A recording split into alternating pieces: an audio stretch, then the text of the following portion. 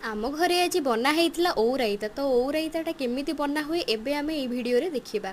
तो प्रथमे माँ यह ओउ को काटिकी तार गोटे गोटे पाखुड़ा काढ़िकी ताकू लंबा लंबा साइज रे काटिकी ताकू गरम पानी रे पकाईदेला। पकईकी ताधरे लुण टिके हलदी पकईकी तो फुटवा छाड़ला। एबे मसला प्रस्तुत हो गला। तो मसला प्रस्तुत होला परे आकु टिके कड़ाई रे पकईकी भलसे टिके फुटेई देबे। फुटेला परे ताकु गोटे छाणाई रे छाणी देबे।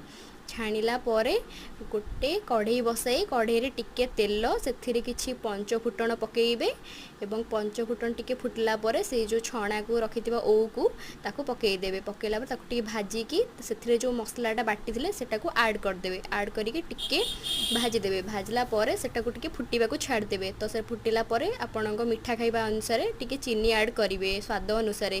तो हेला परे ताकू आउ टिके फुटिबा को छाड़ देबे। देन सेटा फुटिकी प्रस्तुत।